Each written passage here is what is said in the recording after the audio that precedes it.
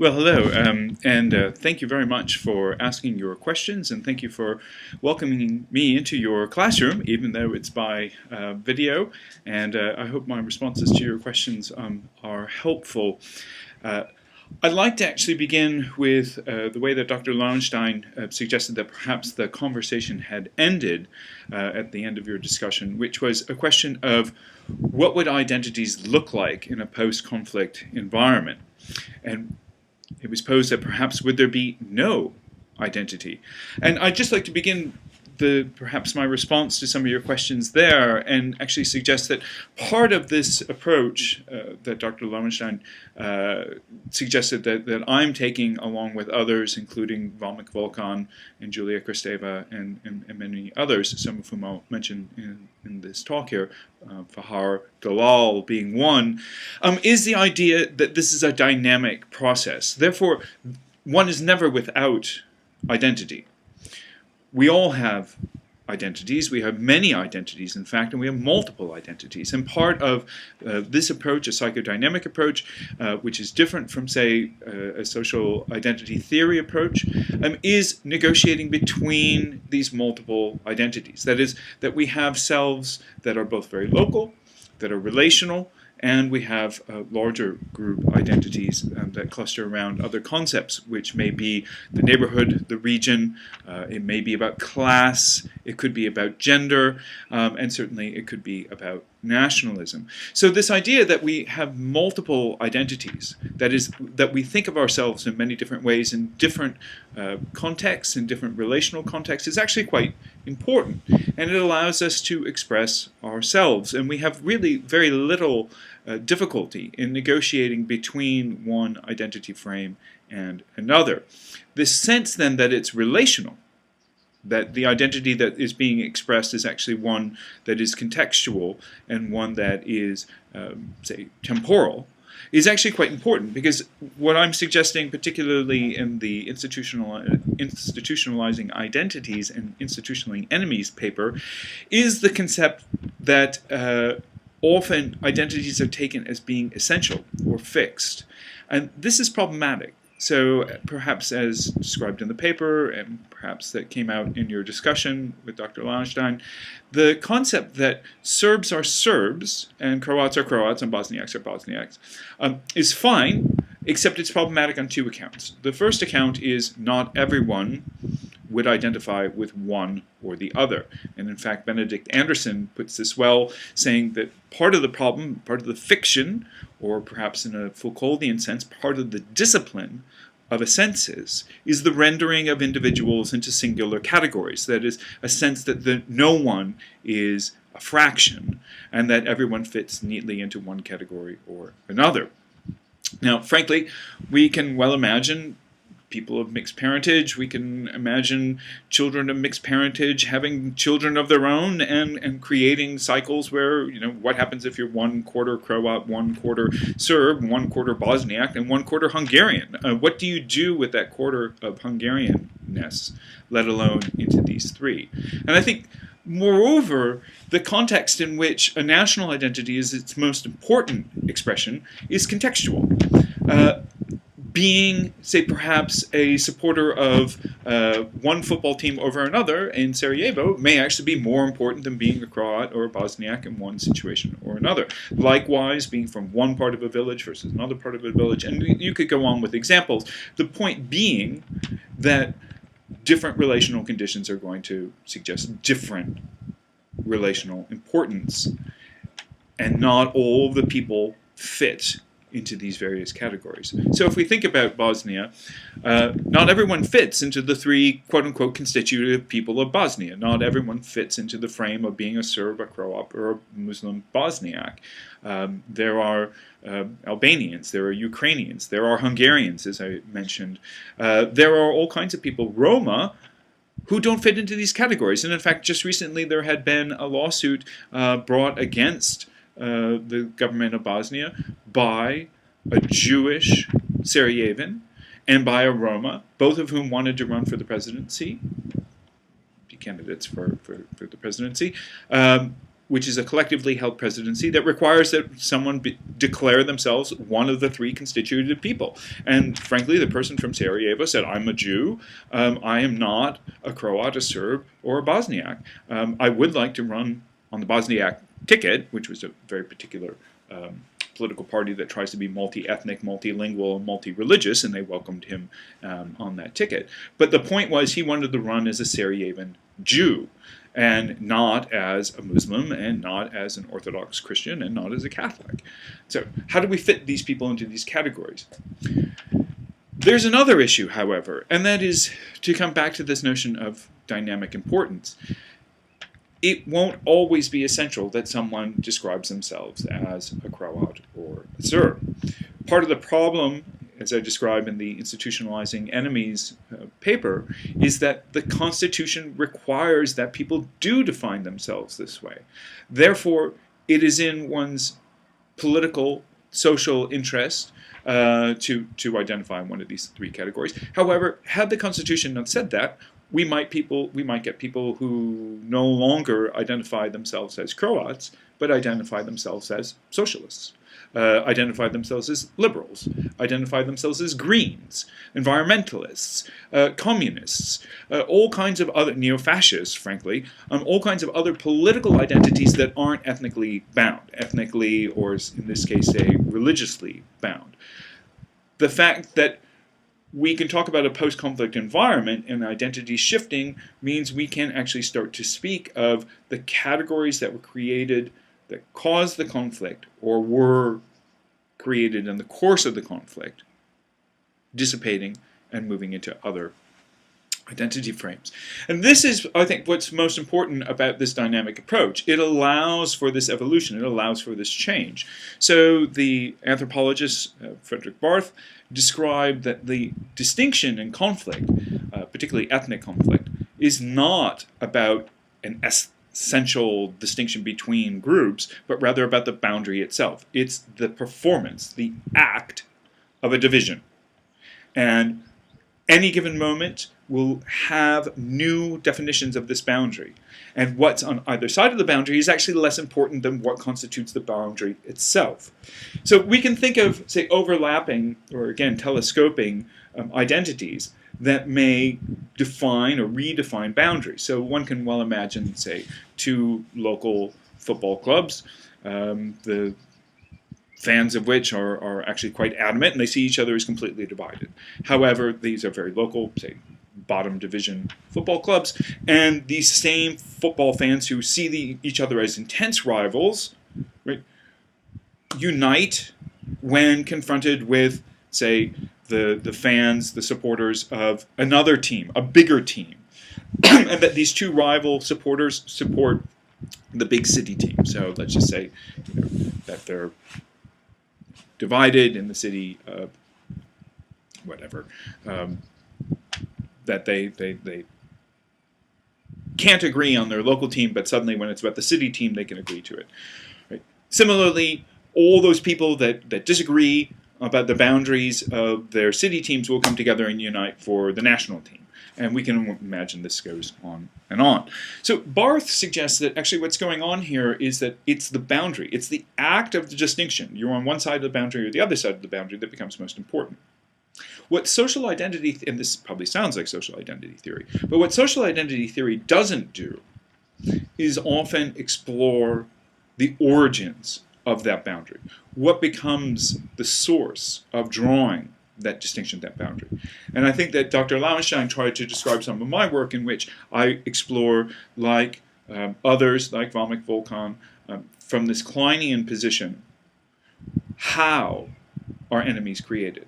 Therefore, in a way, we can think in Barthian terms, what goes into the boundary construction, and how do we recognize who is on which side of the boundary. What's interesting here is both Valmik Volkan and Fahar Dalal describe the distinction between self and other as actually one that focuses, again, on the divide, and that both Dalal and Volkan kind of caution us about looking too closely at the self, because actually if we look too closely, we'll actually find that there's as much heterogeneity within whatever constitutes the self as there may be say, in terms of the distinction with the other, or even worse, right? There may be more similarities between some of the self and the other than there are similarities between all of those who are encapsulated into the group defined as the self. So in this regard, both Dalal and Volkan suggest, like Barth, it's not about the stuff that holds you together, but rather it's about the boundary that is dividing one group from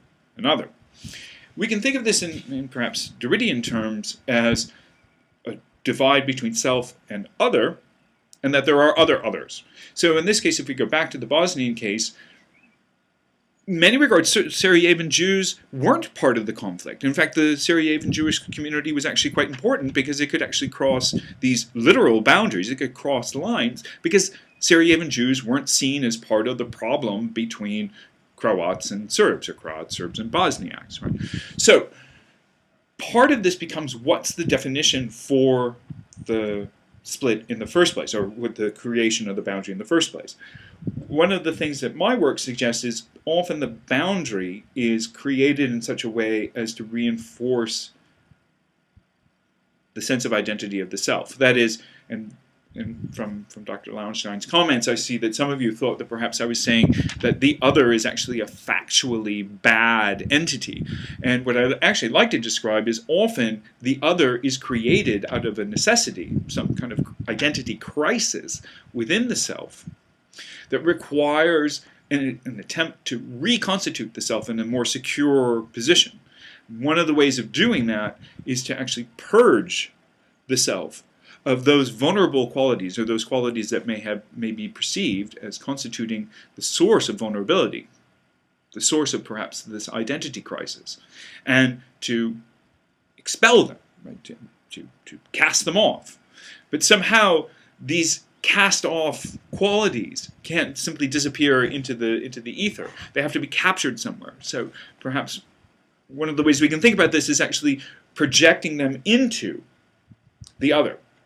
Now, in this regard, from both a Christavian standpoint and from myself, this idea of a familiar foreigner, or say from Paul Kahn, the idea of a scapegoat, means that the self, this vehicle, this what Valmik Volkan calls a suitable target for externalization, this vehicle that's going to hold these bad qualities, has to be sufficiently like the self so that the self can place these problematic categories or qualities into it, in the sense that the scapegoat needs to be sufficiently familiar to be able to carry away the sins of the group. If it's too different, if it doesn't look like the self, then actually it can't carry that capacity. It cannot actually do what one is asking the scapegoat to do. Or in this case, my case, too alien, too foreign, cannot carry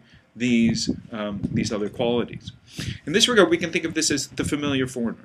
It is a other that is not wholly different. Rather, it is the other that is different perhaps only by 1 degree. It is different by whatever the distinction of the boundary is, and into that other, all of the bad qualities of the self can reside very familiarly, because the other is completely well known. Right? In a way, the other is perhaps the self minus one quality, right? Minus something that was whatever was the determination to divide the boundary. So we can think of it this way. From a Christavian standpoint, this is the description of what she calls abjection, whereby a sufficiently foreign aspect of the whole gets cast out for its sufficiently foreign quality, whatever that might be, and that boundary, that cast-off group, right, has to be kept at bay, has to be kept out there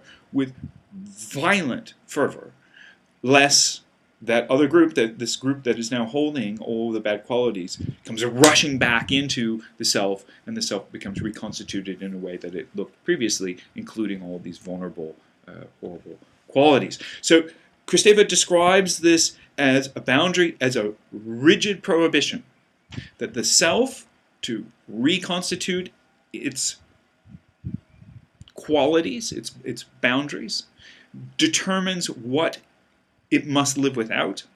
It expels it, and it must keep it at bay. It must keep it out. And in this regard, we can think of this as a fear of the return of the repressed. It is a fear that whatever was cast out is somehow going to come back. And it is with this ferocity that the other must be kept at bay. We can think of this in a way as the more alike the other, the greater the need for a violent separation. That is, the more alike the other, the more we have to work the self to be able to keep that other at bay. And so we can think of just how much is shared between Croats and Serbs and Bosniaks, and with what ferocity that boundary between Serbs, Croats, and Bosniaks must be maintained. So with this, we can also then see it's not just about in-group, out-group. It's rather the creation of an out-group that's actually created by the insecurity of a group. I wouldn't say the in-group, I would say the group that experiences identity crisis creates the out-group. This is something that social identity theory doesn't deal with, which is the origins of these groups. How are they created? And moreover, whatever this crisis moment is, will pass. And in doing so, right, this rigid boundary can be reworked. In doing so, this rigid separation may dissipate. The intensity by which keeping the cast out, the abject, is no longer necessary. And therefore, there may be some type of reconciliation. There may even be a rapprochement whereby the abject is reconstituted into the self, and that there has to be some kind of recognition of that distinction. In my work, part of what I focus on is that process of reconciliation, and I see that through, like Vamik Volkan, through a process of collective mourning, that there must be some acknowledgement of the original trauma that is worked through by proxy in the division of self and other, and that part of the mourning process is then working through, again, how the self feels about the other. In this regard, I'm going to bring this to a close. In this regard, looking at the Kleinian perspective is actually quite helpful, because as Dr. Lauenstein described, right, the shift between the paranoid schizoid position, whereby things are divided into all good and all bad objects, the self being most frequently the all good and the other being the all bad, although at an individual level it's not unusual for the self actually to be all bad and the other to be all good. I'll describe that in just a moment. And the move to what Klein called the depressive position, whereby there's a realization that the self cannot be all good and that the other cannot be all bad, and that there is some bad in the self and there is some good in the other, and these things can be reconciled. Kristeva actually describes this process of reconciliation as actually not trying to recognize the self and the other, which is actually quite easy. In fact, it's quite narcissistic to be able to see how is the other like me. Probably doesn't actually take that much work. However, to see how the other is in the self, that does require quite a bit of work.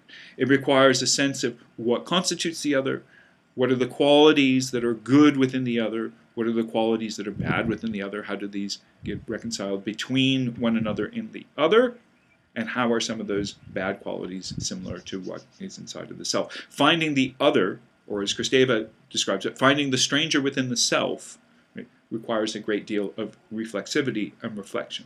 And it's through this reflexivity that one can liken this to a mourning process, to think about the lost object, to think about the lost loved object and the relationship that one has between them. This is another distinction then from social identity theory in particular, because as we think of this dynamic process, the Kleinian approach allows us to move frequently, occasionally, frequently, between the depressive position and the paranoid schizoid position and back to, say, the depressive position. We might think of the depressive position as being a relatively healthy position and the paranoid schizoid position a defensive position. And I say that because I also think this is important in terms of there aren't permanent in-groups and out-groups, but rather groups suffer some type of event. We can call them trauma. Volkan calls them chosen traumas. That is, events that narrate the creation of that boundary, that Barthian boundary.